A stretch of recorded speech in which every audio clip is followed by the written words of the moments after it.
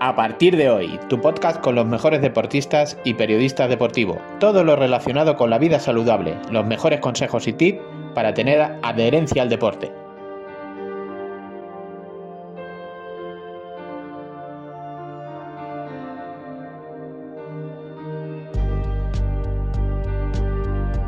Muy buenas, oyentes de apartirdehoy.com. Hoy tenemos a un invitado licenciado en psicología, David Vallejo, especializado en terapia familiar. Muy buenas, David. ¿Qué tal? ¿Qué tal estás? Hola, muy buenas. ¿Qué tal? ¿Cómo estás? Aquí estamos, disfrutando el domingo. Eso es lo importante, disfrutar del domingo y de los días que quedan, a ver si ya empieza el buen tiempo. Eres psicólogo y te quería preguntar, ¿cómo ves la formación en el mundo de la psicología en este país? Pues me estás haciendo una pregunta la mar de interesante, porque es algo que yo creo que nunca nos vamos a poner de acuerdo todos. Y aquí hablo no solo por mí, en mi caso, que soy psicólogo, sino por muchos otros tantos compañeros que tenemos el mismo debate constantemente. Creo que hay un problema de base en el momento en el que se plantea que de cara a poder ejercer nuestra profesión tengamos dos vías distintas. Dos vías distintas para las personas que no estén muy metidas en el tema. Les comento, en el momento de que tú termines la carrera, tú tienes dos opciones. O bien opositas o bien haces una oposición para trabajar por la parte, digamos, del psicólogo clínico, el PIR, que te permitiría tanto trabajar en lo público como en lo privado. O bien haces el máster, el psicólogo general sanitario, que te permite trabajar por lo privado. Pero esto solo te limita, como digo, a trabajar por lo privado. Entonces luego nos metemos en una lucha por la cual, bueno, pues hay muchas personas que bien se han formado mediante el máster, pero luego legalmente, por así decirlo, no podrían abarcar la parte pública a pesar de que tengan esa formación. Entonces creo que de alguna manera tiene que haber un consenso por el cual se nos enfoca a todos como psicólogos que somos, con una capacidad para entrar en contacto con personas que lo necesitan, que necesitan ayuda. Y más cuando el tipo de regulación que tenemos en España, al fin y al cabo, mete mucha caña, y me parece muy correcto que se meta caña, que la actividad esté regulada, controlada, de cara a velar en todo momento por la salud del paciente que acuda a consulta, pero nos dejamos una parte muy importante que cada día vemos más por redes sociales, de aquella persona que sin conocimientos y sin la formación necesaria ofrece unos servicios que evidentemente no es la terapia psicológica, pero que sí sería de alguna manera trabajar el estado de salud mental de la persona que acude a esa persona. Todos habremos escuchado casos de, bueno, pues ya no coach, sino personas que no tienen ningún tipo de formación reglada, que de alguna manera nos están, no quiero decir quitando, porque no creo que se nos esté quitando el trabajo, pero que sí están incidiendo en una parte del trabajo que podríamos hacer y, sobre todo, lo más importante, insisto, la salud mental de la persona que deposita su confianza en cualquiera. La depresión, según la OMS, es una enfermedad seria que puede llevar al suicidio y que se ha convertido en la segunda causa de muerte entre personas de 15 a 29 años. ¿Crees que todavía existe mucho estigma con respecto a con respecto a la depresión en nuestra sociedad para ir al psicólogo y todo eso? Por desgracia, yo creo que sí. Yo conozco, ya no porque sea mi trabajo, sino porque al fin y al cabo pues estás en contacto con gente que se plantea el ir a consulta o incluso te pregunta, o en tu entorno más cercano. Y muchas veces cuando una persona afirma, oye, mira, he pasado por un periodo complicado, he pasado por un periodo en el que, pues bueno, me he encontrado de esta manera, me he planteado, incluso lo he hecho, el acudir a consultas, siempre nos echamos las manos a la cabeza porque se esté haciendo eso. Bien es cierto que en las nuevas generaciones cada vez esto está más normalizado, pero creo que queda mucho camino por delante, y queda mucho camino sobre todo también en entrar de alguna manera en qué sería el motivo por el que acudimos por esta depresión o, por ejemplo, ansiedad.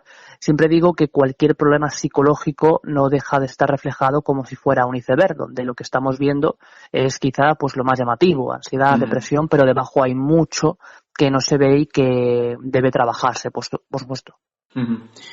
Actualmente está muy de moda practicar la meditación, el yoga y el mindfulness. ¿Qué opinión tienes sobre estas prácticas? Me hace gracia que me hagas esta pregunta porque justamente me hacían la misma el otro día. Y siempre digo que de alguna manera lo que tenemos que recordar es hacernos la siguiente pregunta. ¿Para qué queremos utilizar esa herramienta? ¿Para qué queremos practicar la meditación? Es decir, tiene que haber un objetivo.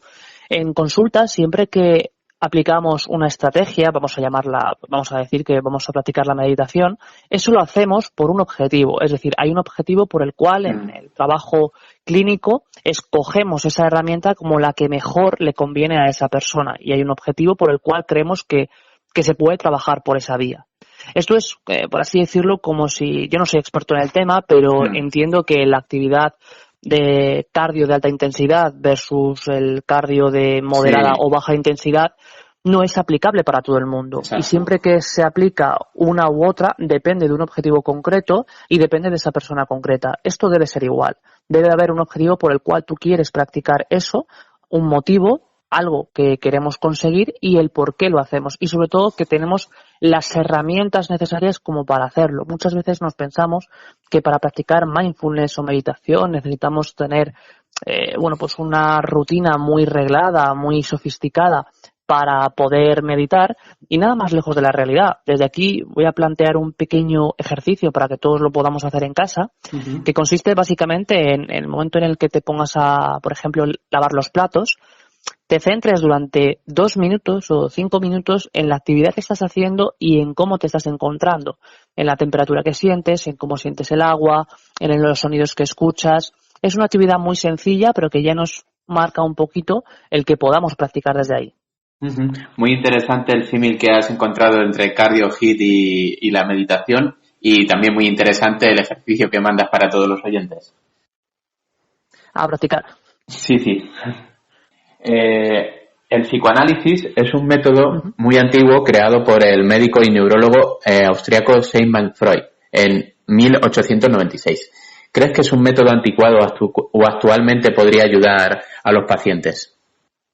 Pues mira, yo desde aquí lo primero voy a reconocer mi limitación y tengo que decir que yo no estoy formado en psicoanálisis. En España la formación en psicoanálisis no es la más, digamos, prevalente, entonces esto creo que hay que dejarlo claro desde el primer momento. Si yo no estoy formado en algo, lo voy a decir. Ahora bien, en terapia siempre usamos herramientas, corrientes, estrategias que, punto 1, tienen evidencia científica y, sobre todo, que han probado su validez con otros trabajos anteriores. Es decir, que sabemos que mediante ese tipo de herramientas y estrategias se puede conseguir un objetivo a medio y largo plazo con esa persona. Por la parte del psicoanálisis, lo que sabemos, o al menos la evidencia científica que tenemos, es que no consigue esos resultados a medio y largo plazo. Bien es cierto que en muchos de los trabajos que realizó Sigmund Freud alrededor, por supuesto, por ejemplo, del concepto del trauma, no iba tan mal encaminado. De hecho, últimamente lo que se está descubriendo sobre, por ejemplo, trauma y disociación va muy en la línea de lo que Freud investigó, Freud descubrió. Queda mucho, por supuesto, por investigar, pero bueno, eso sería una parte. El psicoanálisis, digamos, es lo que él ideó para trabajar estos traumas o algunos problemas psicológicos. No sé si esto responde a la pregunta. Sí. Lo primero que hay que hacer en esta vida es, si no estás formado en algo, por lo menos no hablar, que es muchas veces lo que no vemos en televisión. Claro. Empezábamos diciendo que eres psicólogo, especializado en terapia familiar. Pero ¿desde cuándo sentiste la curiosidad por la psicología? Pues mira, yo cuando estaba en mi época de estudiante de bachillerato, que seguramente muchas personas que hayan pasado por la situación o que estén pasando y lean esta entrevista pensarán igual, no tienes del todo claro a lo que te quieres dedicar o tienes un alto porcentaje de afirmación de decir, mira, me quiero dedicar a esto. Pero había ciertas dudas. Yo había barajado bastante el estudiar ciencias de la actividad física y del deporte. Bien es cierto que eso era porque, bueno, pues gran parte de mis aficiones están vinculadas a actividades deportivas, pero había una parte de mí que me decía, no sé si quiero combinar la parte de hobby con mi futuro, no las tengo todas conmigo. Y la psicología era algo que siempre me había atraído, y en el último año de bachillerato me decanté por la psicología, empecé la carrera, me gustó y desde ahí hasta ahora. Pues genial. En tu canal de YouTube llamado Psicocin, que desde aquí animamos a que lo puedan ver. Además, hoy justamente he estado viendo el vídeo de que hablas de la ansiedad, que pones como un ejemplo de historia y es muy interesante. ¿Cómo nació la idea de este canal de YouTube? Pues mira, has puesto un ejemplo muy bueno en el vídeo que has visto de cómo nació la idea.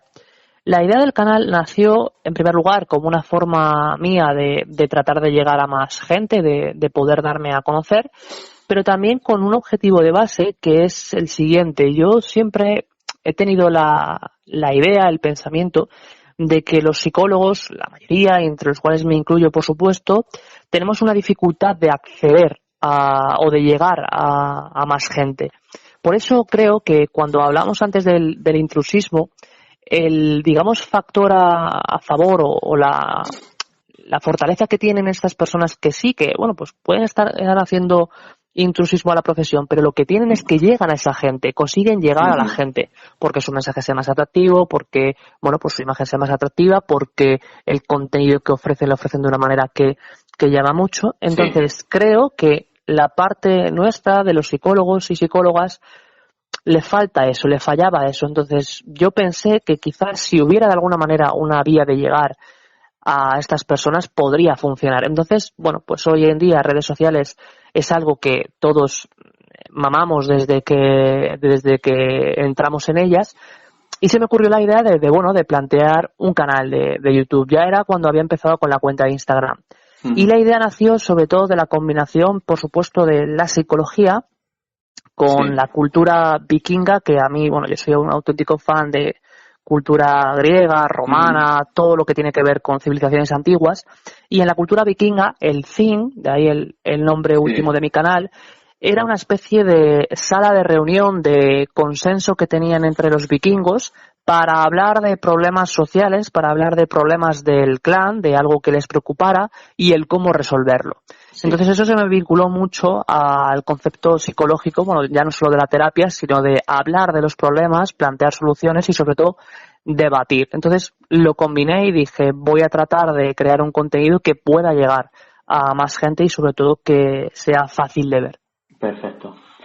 Muy bien. En tu canal de YouTube has hablado del psicólogo controvertido Santandreu. Yo puedo hablar de mi experiencia personal y es uno de los pocos libros que he tirado en mi vida porque yo compré el de las gafas de la felicidad, creo que se llama así, y llegó al capítulo del duelo y dijo que él no daba pésames. Él llegaba al sitio del pésame y le decía a su amigo o a su familiar, aprovecha la vida que tú eres el siguiente. Y claro, eso me pareció totalmente absurdo cuando además yo había perdido a mi madre hace meses. Lo vi totalmente absurdo y una positividad totalmente que no es la realidad. Entonces, para quien no haya visto tu vídeo, ¿qué opinión tienes sobre sus libros y la psicología que transmite?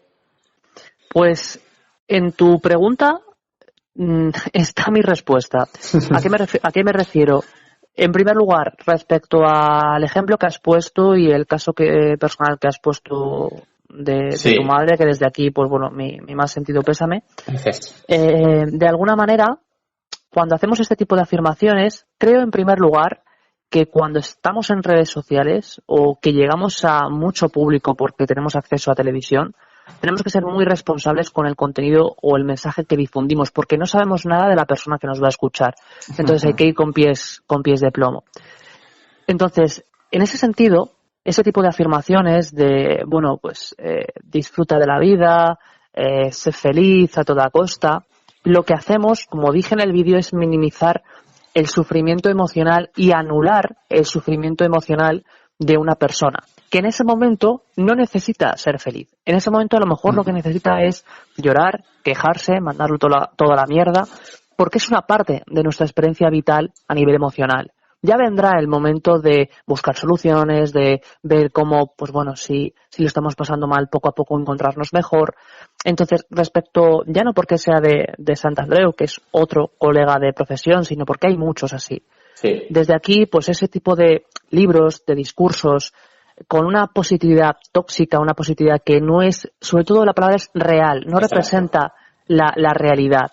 Creo que el mensaje, al fin y al cabo, que tiene que llegar a la gente, que calar a la gente, es que eso, al fin y al cabo, es un mensaje fácil, es un mensaje que vende. Claro. Lo que no vende es que yo te diga que cuando estás mal, cuando ha fallecido tu madre hace 2 semanas, lo que necesitas es estar mal. Exacto. Porque es lo que toca vivir y sentir en ese momento. Pero eso no vende. Claro. Entonces, hay un problema de base en eso. El objetivo que yo y mucha gente que opina como yo tenemos es que al fin y al cabo este mensaje, el que yo defiendo, llegue a más gente y podamos, por así decirlo, paliar el efecto de este tipo de discursos. Exacto, perfecto. Bueno, pues no hay tiempo para más. Hasta aquí la entrevista. Ha sido un placer, David. Un placer también para mí. Un abrazo a todo el mundo. Bueno, pues podéis volver a escuchar la entrevista en iVoox, en el canal de A Partir de Hoy y en la web apartirdehoy.com.